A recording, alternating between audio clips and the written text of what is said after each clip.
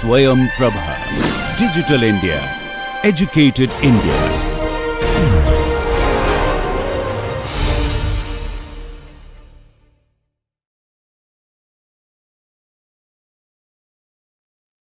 Now we'll come to measures of variability.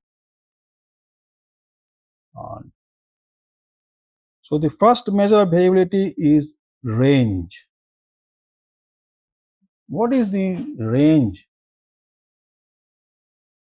Range is the difference between the largest and the smallest value in a sample data chosen. What is the least value and what is the largest value? The difference between these two is the range. So range is very easy to calculate. We have to only find out what is the highest value and what is the lowest value, and take the difference between these two. That is what the range is. Easy to calculate and used in routine quality control. That is what it is done. Usually the data set uses only two extreme values. So the range depends upon the extreme values. No importance is given to the other values.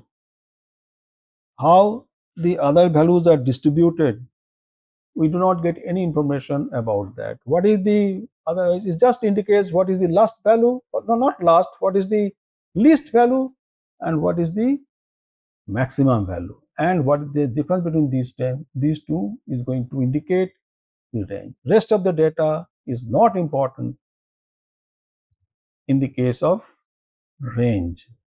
So range does not give us any idea about the scatter of the data.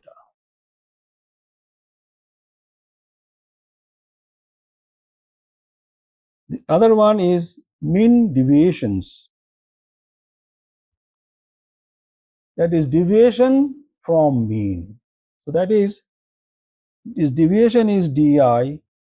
So it is mathematically it is mod of xi minus x bar, or x bar is the mean and xi is the individual values of x. X is the variable. So mean deviation is sigma di by n. That means sigma mod of xi minus x bar by n. That is how we can find out mean deviations. So mean deviation calculate basically means first I have to calculate what is the mean. Then we have to go for finding out what are the deviations. And once we have the deviations with us, we have to find out what is the average deviations.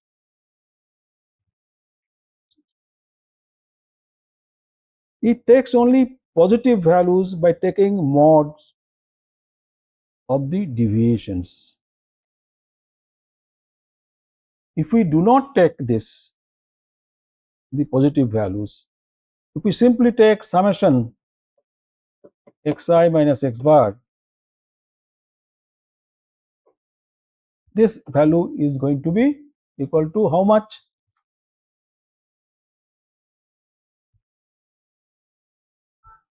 Going to be equal to 0.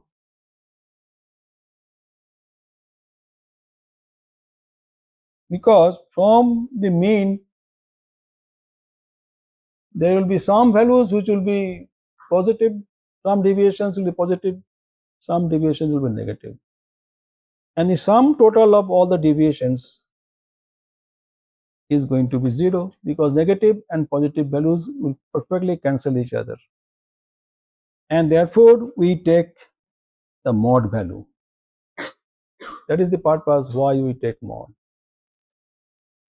And then comes the measures of variability. The deviation also is a measure of variability.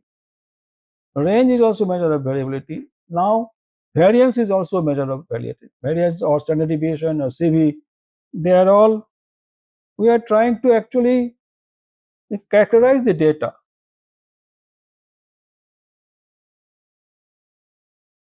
We are trying to understand the data in terms by finding out mean, by finding out standard deviation. We'll come to that, the variance or range. Now the variance is mean value of the square of the deviations. That is what. So deviations we have found it out. Now if we take the square of the deviations, then we need not to take mod. Negative values will be squared, so they will be all positive. So it go by squaring the deviations and then sum them together and then divided by the number of observations minus 1 in this case. We have written, we'll come to that. This is how we find out variance. Variance is a squared is sigma xi minus x bar whole square by n minus 1.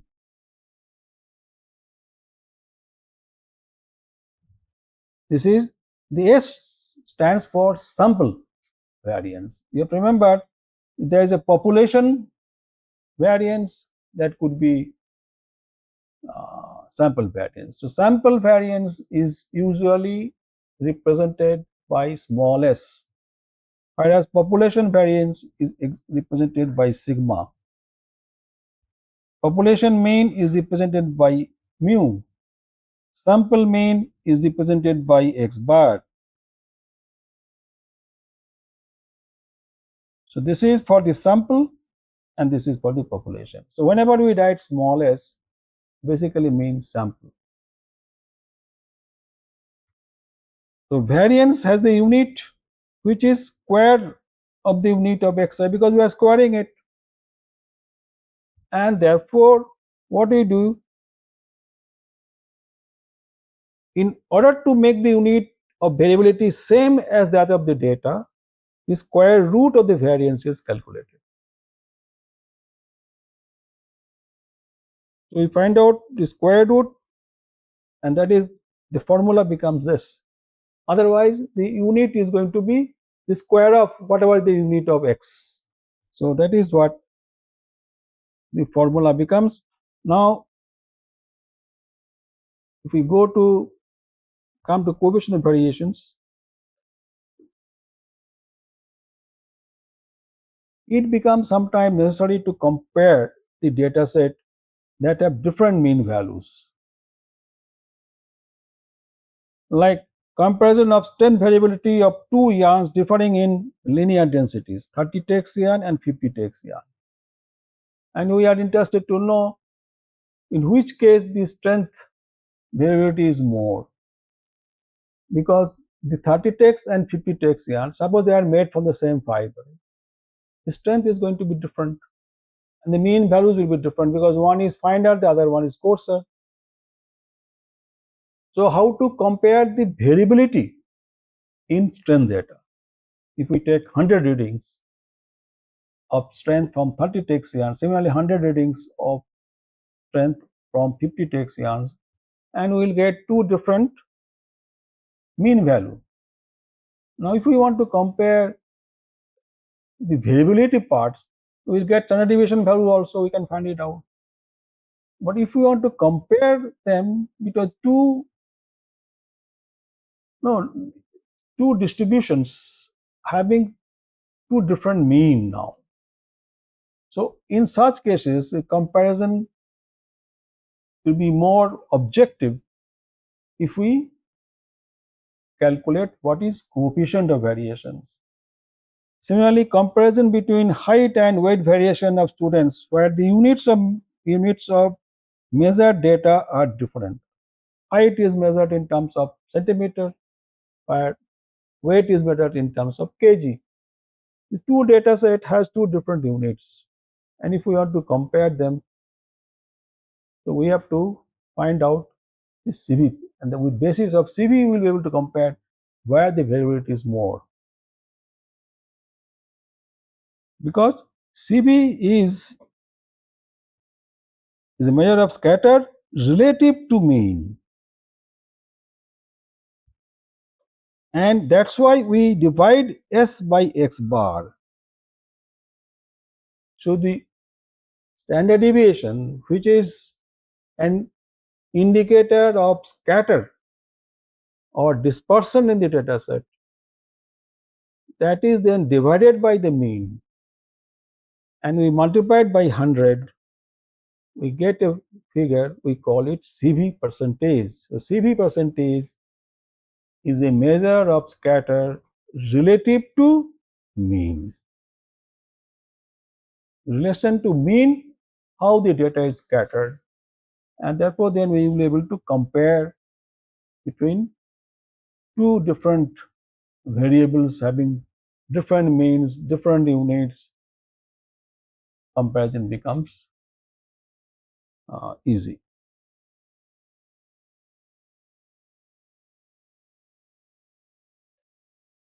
Now, estimation and estimator. So that question can come to our mind, why we divide by, when we calculate standard deviation, we divide by n minus 1. Why do we divide by n minus 1?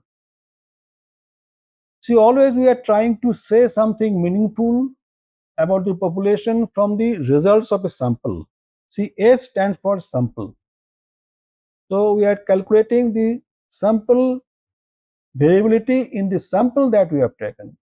And we are actually, in statistics, we are always trying to predict what is the population statistic. If the sample mean is something, what is the population mean? Because population mean is something which is always unknown to us.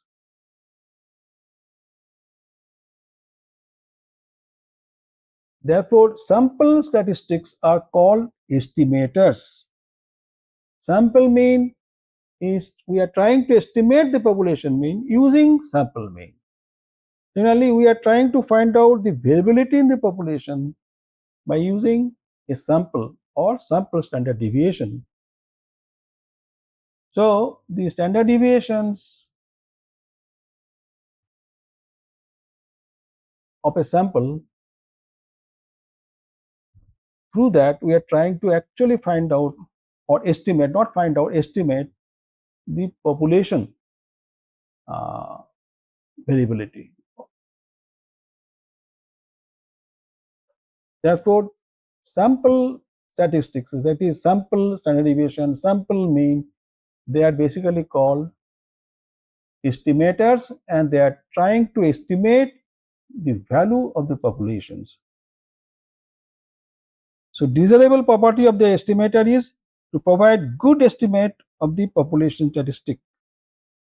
Now, in the calculation of standard deviations, there are only n minus 1 independent deviations, xi minus x bar, because their sum is 0, sum of the deviations is 0, the value of any particular one is always equals to the negative of the sum of the other n minus 1 deviations.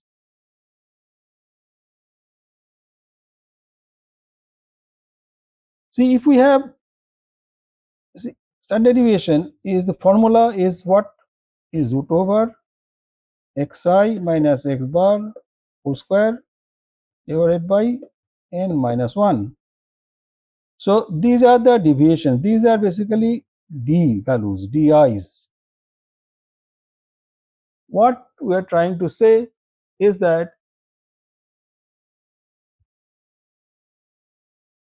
this, out of the n number of deviations, one deviation is always dependent on the rest of the deviations. If we have, see what it says, that the sum of their deviations is always 0, therefore the value of any particular one is equal to the negative of the sum of the other n minus deviations, because total sum of any particular deviations, suppose any particular is, I can change, let us say d3. So d3 will be negative of rest of the di's except the third deviations, because the sum of this total has to be equal to 0 always.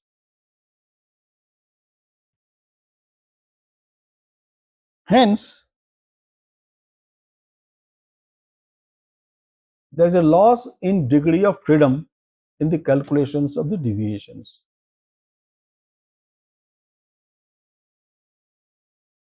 And hence that n minus 1 comes into the other point is if divisor is n, the resulting estimate of population variance on an average tend to be too small, and that is that this bias can be removed by changing the divisor to n minus 1. So in the calculation, when the sample data is small in number, suppose we have only 10 data points or 12 or 15, then a substantial change in the values of the standard deviation, whether it divided by n or n minus 1. But when the n value is large, when it goes to 35, 40, 50, 60, in that case, the division by n or n minus 1 does not really make much difference in the numerical value, whereas when the n value is very low, then it makes a difference. So the bias can be removed by changing the divisor to n minus 1. The divisor is n, the population variance on an average tend to be small.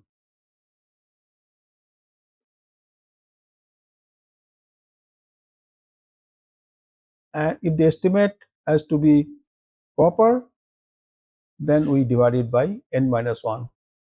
So as long as n is on the lower side, n minus 1 has to be taken, and the standard deviation of the sample is actually reflecting the or trying to estimate the population standard deviations.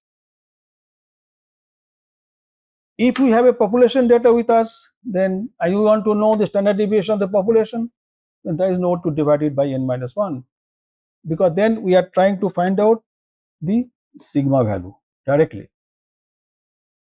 So the population is given and I am interested to know what is the standard deviation, then I am calculating sigma.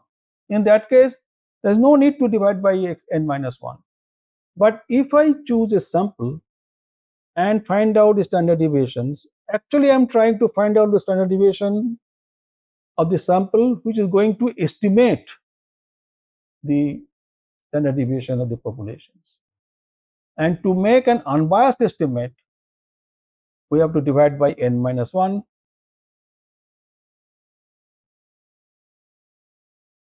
Because there could be n minus 1 independent deviations, and any one deviations is going to be affected by the sum of the rest of the deviation, because the total sum of deviations is always going to be 0.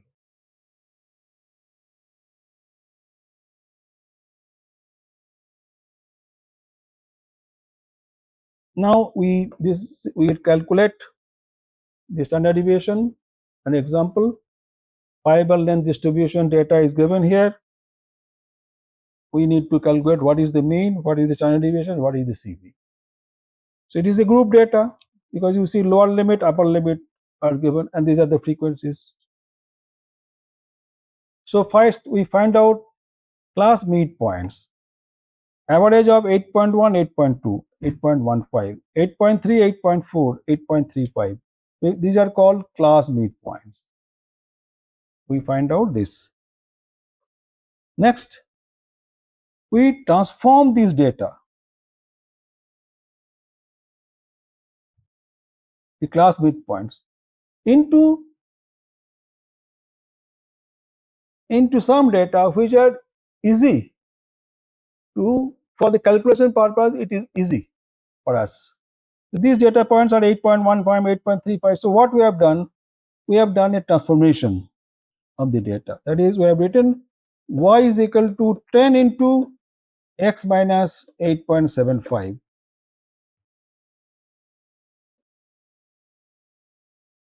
So I choose a value x which is somewhere in the middle of this. So I have seen in this case there are three values above it, there are 3 values below it. So we choose this one as a no, some value we choose which is somewhere at the middle. So we choose 8.75, and this could be arbitrary. You can choose some other value also. It will still work. Then what I am doing? We are writing and we are generating a new variable y. So this is the variable x. These are all x. Now here I have a new variable y. The y is 10 into x minus 8.75. Now if I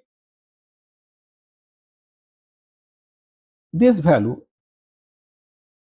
8 point, so in this case let us say first one will be x is how much? 8.15 minus 8.75. So it will be 10 into, what is the difference between these two? Is 0.6 minus 0.6. So this value is going to be minus 6. By doing so, these decimal figures are changed to integers. That is the advantage we get, and it is easy to handle integers. Value for calculation using a calculator. Instead of 3 digits with decimal points, we are transforming it into a variable y, where you see all these values are basically single digits and also their integer values. So this is called a transformation. So this transformation can be done in order to make the calculation easy, and by doing so we will not, the standard deviation or mean, nothing will change. We'll see how it is done. So this is what exactly we have done it for all this, and these are the corresponding y. So x variable changed to y now. So first we started with here, this was the lower and upper limit. We took the middle point, we came here, from here to there, and from there we change it to this values. Next, to find out mean, we need to, what is the mean? Now we'll try to find out what is the mean value of y, and what is y bar. Y bar is sigma fy by n. So we find out what is fy, that is y and f, they are multiplied. So this gets multiplied with this, we get this one. This get multiplied with this, we get this figure. Similarly, this get multiplied by this, we get this figure. So we are finding out what is fy.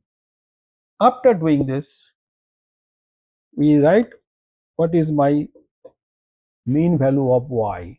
Y bar, it will be minus 16 y 100. This is going to be minus 0.16. Now y bar is going to be minus 0.16 actually. Now y, and this is the transformation. Y was written as 10 into x minus 8.75, and y bar therefore will be 10 into x bar minus 8.75. There will be no change. From there we can write therefore x bar is going to be y bar by 10 into plus 8.7. So from here we write what is x bar.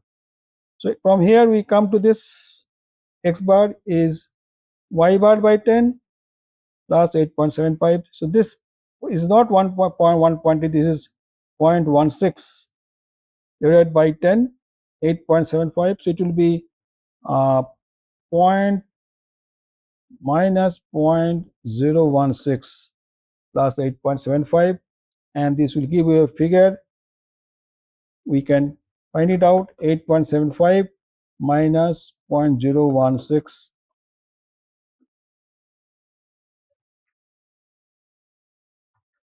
So this is going to be actually 8.73.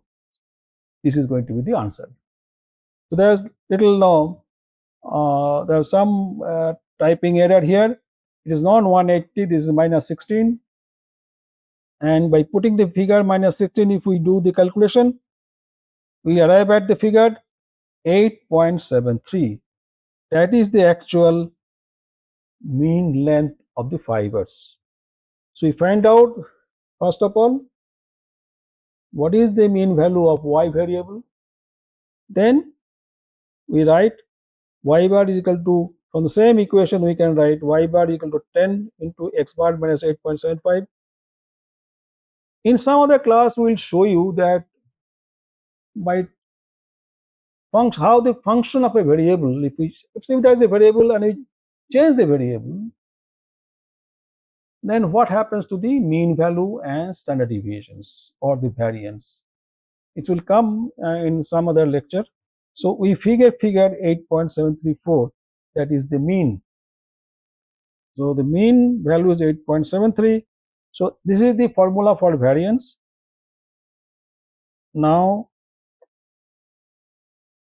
the upper part, that is the numerator, can be written as this. This is an identity.